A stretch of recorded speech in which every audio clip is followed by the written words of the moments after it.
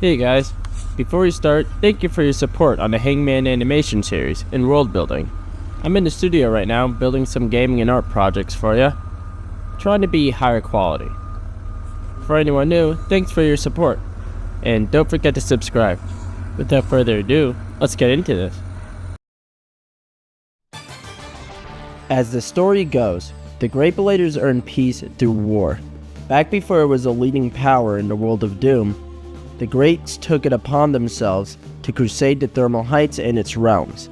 Their leader Dante was that to fulfill a prophecy over the lands beyond their mountaintops, planning to send it all into an ashen hellscape, one only the Great Bladers could rise from. In our last video, we explored some of these adversaries that our Greats faced, those being the Rattleblades, Geodox, and the Clay Motors. Of this lineup, one of them traded the longest lasting uphill fights that the Greats have ever faced. Viewers, I present to you Diabolus Simia, the Devil Ape, otherwise known as the Geodox.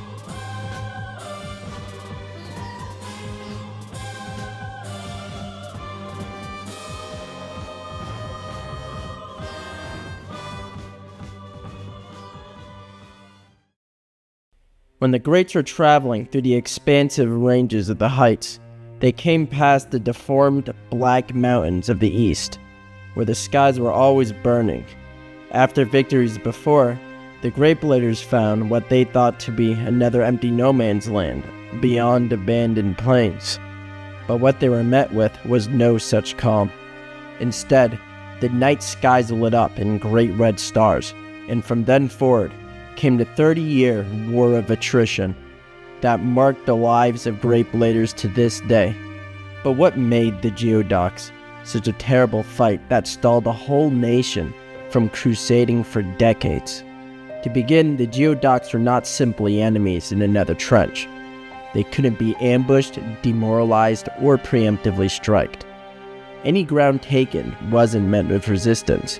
Rather, the Geodox would fall from the sky in giant fireballs, rolling through the defenses and crushing the spirits of those who worked tirelessly to reinforce their lines. Because of this, Great Bladers were never the first strike, but were always struck 10 times harder. On top of that, the Geodox were never the fairer fighter.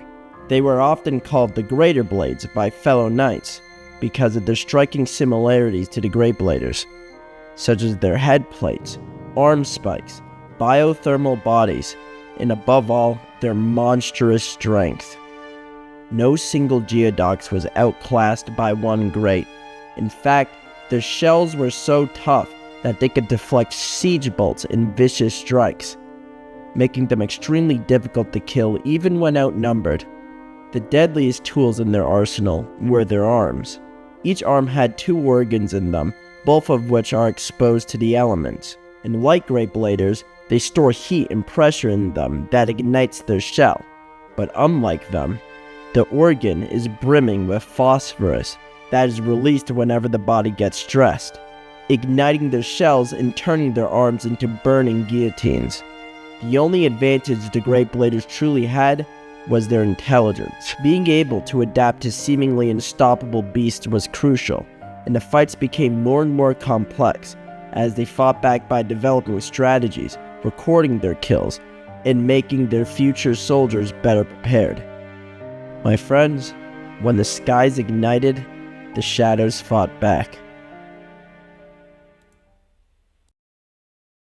Inarguably, one of the most influential ideas of the war were Riola Knights. Many years into the battle left the Greats to wrestle with their mortality. With each siege, the enemy felt more and more insurmountable.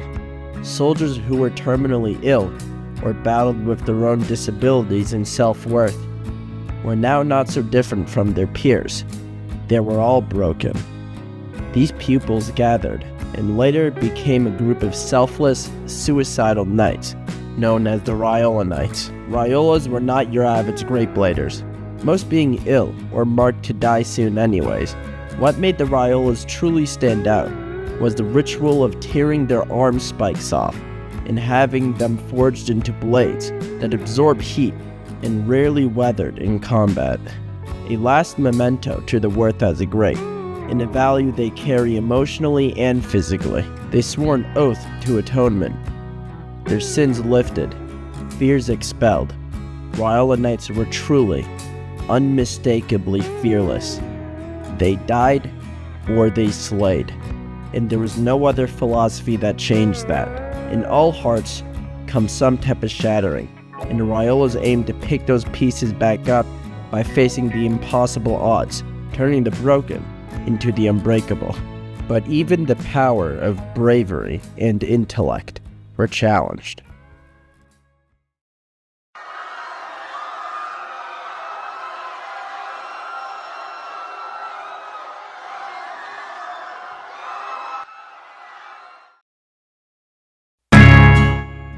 In the later years of the war, Ryolas were faced with what many called the utmost profaned: violets. Violets were the rarest and upon the most dangerous of the Geodox. Almost as if it's engineered for it, they sported a knowledge of the battlefield like no other. Not easily led into traps or moving too close to potential threats. This wasn't to say they didn't fight. Their bodies were evolved for that as well.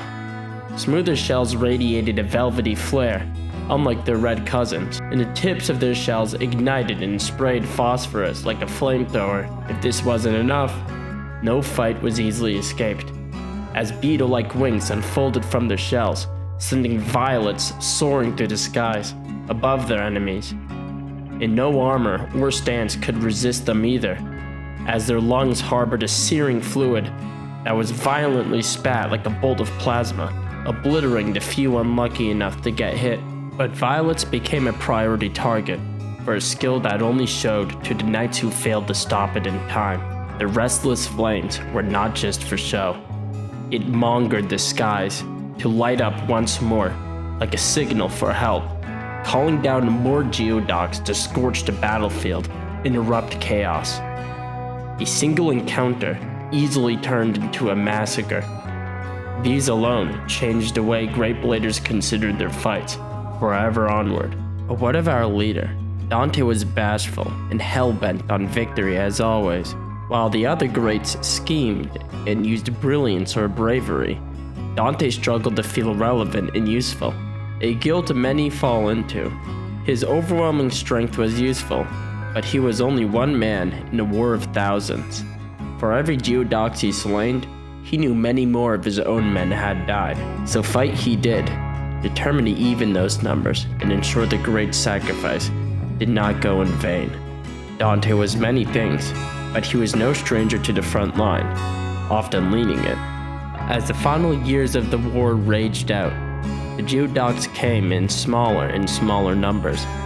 Less bodies piled as the Great Bladers noticed the falling numbers, and that victory was soon in their grasp. As for Ryola Knights, unlike many, they resisted ending up as a product of war, and lived to be beloved by many, marked down in history as heroes who created the virtues of atonement, and gave their lives for far greater meaning than just a sword and brimstone. As for Dante, his spoils were too not in vain, for what the Geodox guarded was a treasure more valuable than any soul you could imagine. But those are stories for another day. Next time we visit the Geodox, we unlock the secrets behind the inhabitants of wherever or whatever the Geodox wanted to protect.